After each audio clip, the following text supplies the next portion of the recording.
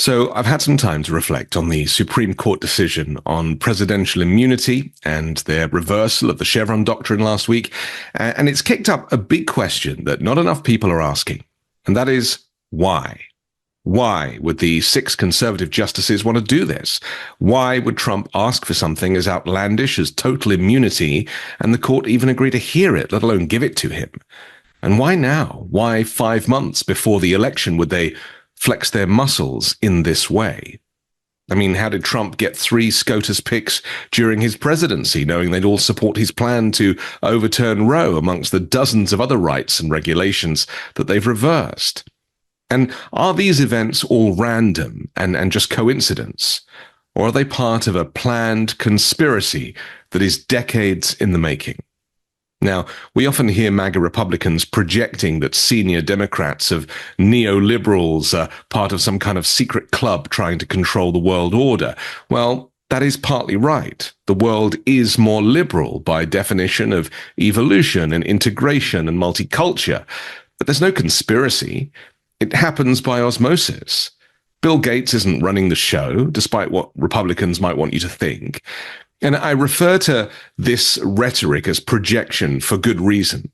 And it's because that's exactly what it is. Conservatives have successfully programmed their own people in a game of bait and switch. They want you to look over here at Bill Gates and Hillary Clinton, whilst over there, they're planning and now committing the greatest act of political deception in US history: the systematic removal of laws, protections, and rights. Now, if they did all of this in a day, people would obviously notice, but the gradual erosion of American freedoms results in a completely changed country, created in the image of conservatism and libertarianism, a lawless society where the white, rich, and powerful get away with murder, and everyone else is criminalized for trivial acts. But who is this cabal of conservatives exactly? Who are the people behind this movement? Who decided to make this happen and do it now? The Federalist Society, with support and contributions from the Heritage Foundation, authors of Project 2025. Democratic Senator Sheldon Whitehouse gave a speech 5 years ago, warning that this could happen. And I'd like to cherry pick some of his quotes.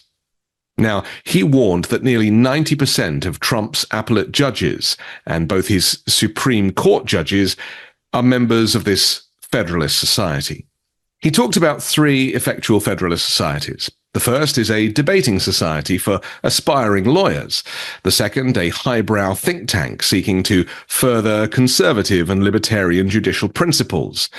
But the third is the nerve center for a complicated apparatus that does not care much about conservative principles like judicial restraint or originalism or textualism. This Federalist Society is the vehicle for powerful interests, which seek not to simply reorder the judiciary, but to acquire control of the judiciary to benefit their interests. This third Federalist Society understands the fundamental power of the federal judiciary to rig the system in favor of its donor interests, and it's willing to go to drastic lengths to secure that power.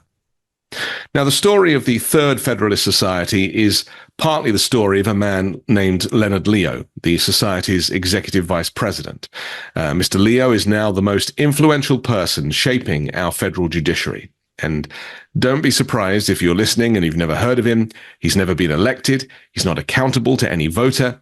Instead, he's the front man for interests that work to use the Federalist Society and its surrounding network of front groups and PR shops and think tanks to acquire control over the courts. Renowned court watcher Jeffrey Toobin describes Leo as Trump's subcontractor on the selection of Supreme Court justices. More accurately, Mr. Leo is the subcontractor for a network of big corporate interests and front groups.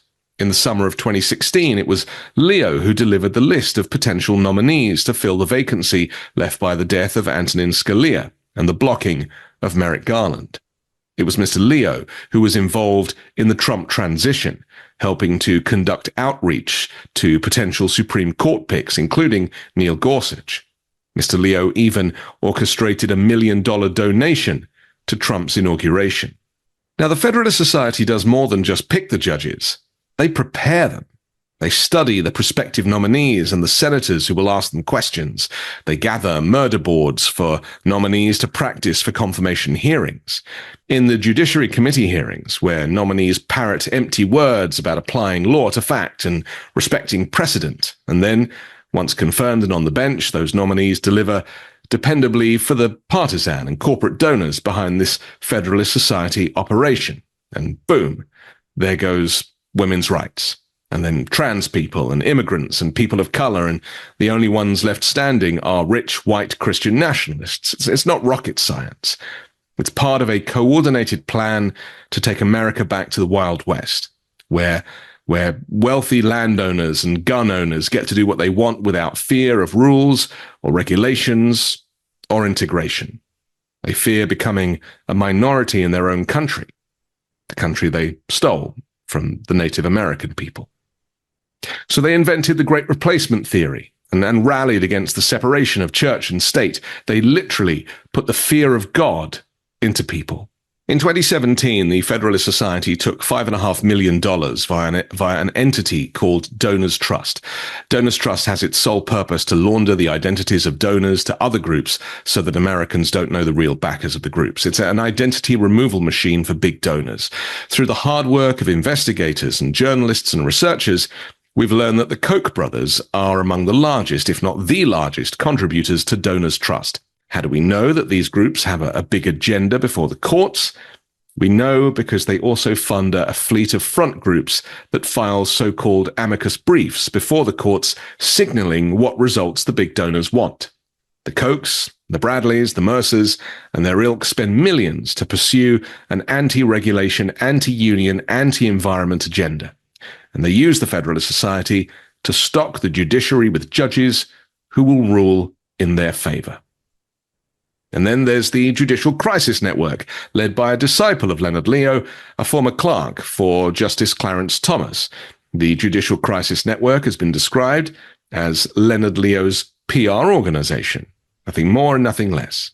When it comes time to muscle a judicial nominee through Senate confirmation, the JCN swings into action. Media campaigns, attack ads, big spending, that is the JCN's world. Like its Federalist Society partner, the JCN gets massive sums of dark money, and it spends massively too. It spent $7 million on campaigns to block Merrick Garland from getting a hearing on his nomination to the Supreme Court, and it spent $10 million to support the nomination of Neil Gorsuch. The Federalist Society's goal was to pack the judiciary through judicial selection with judges who will deliver what it called regulatory reform, an extreme anti-regulation, anti-union, anti-environment agenda for those corporate Federalist Society funders. And now they have succeeded. It's done. Their work is done. Here's a quote from the book The Federalist Society, How Conservatives Took the Law Back from Liberals by Danielle McLaughlin and Michael Avery.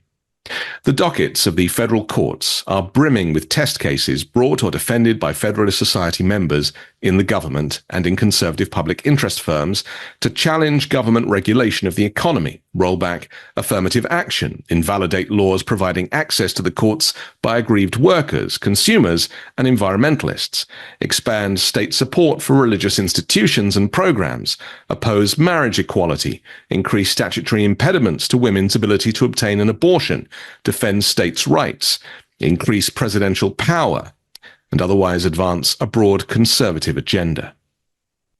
There are Federalist Society lawyers in every major US city, as well as London, Paris, Brussels, and Toronto, and student chapters at every accredited law school in the country.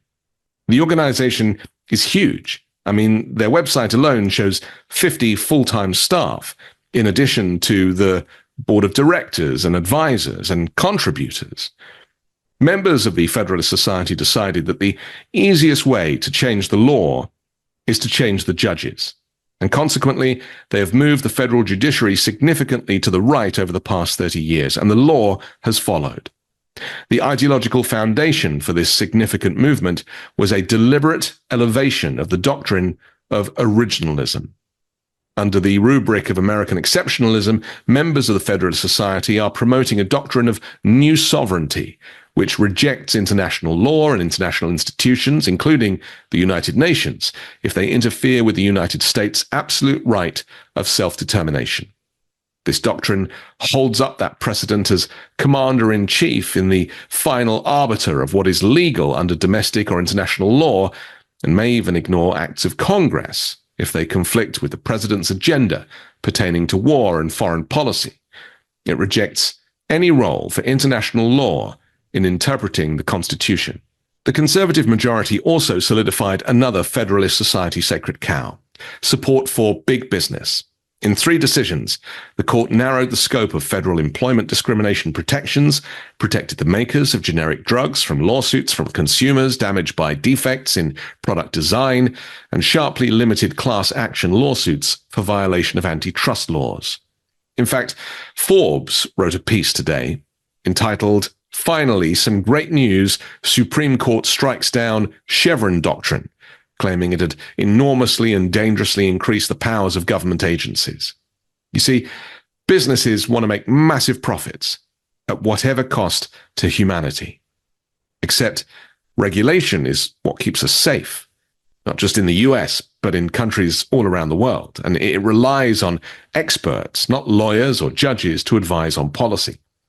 A key group behind the Supreme Court challenge, the New Civil Liberties Alliance, was founded with seed money from the oil billionaire Charles Koch. Lawrence Tribe, professor of constitutional law at Harvard Law School, said on social media, "The administrative state just died. The imperial judiciary has relegated Congress to a secondary role." And so, the plan has taken shape. This is a political coup from the top down. Giving Donald Trump immunity from prosecution is just a small part of the plan to install MAGA Republican and far-right Christian nationalist thinking at all levels of government, the judiciary, and society. Trump, he was their useful idiot. They used him. And he then used the people to enrich himself. And they're still paying into his fund. And this is where we're at now. The United States of America is not the country that it was when I moved here in 2017. It has fundamentally changed in 8 short years. Their plan is to install Donald Trump, not as a president, but as king. Even if he loses the election, it doesn't matter. The courts are now in place to side with him and overturn the election result. Now, the only way to change it is to have your voice heard, to protest, either online or in the streets, to harass your elected representatives, and most importantly, to vote. Because the only way to make the point that you do not want the United States to fall into autocracy is for Joe Biden to win in a landslide.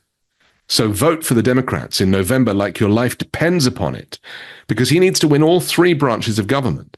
And only then can Congress impeach the conservative justices that have been bought and paid for.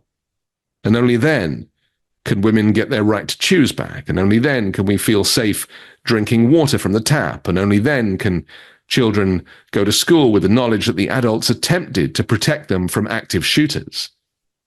This is the most important election in American political history. Make it count.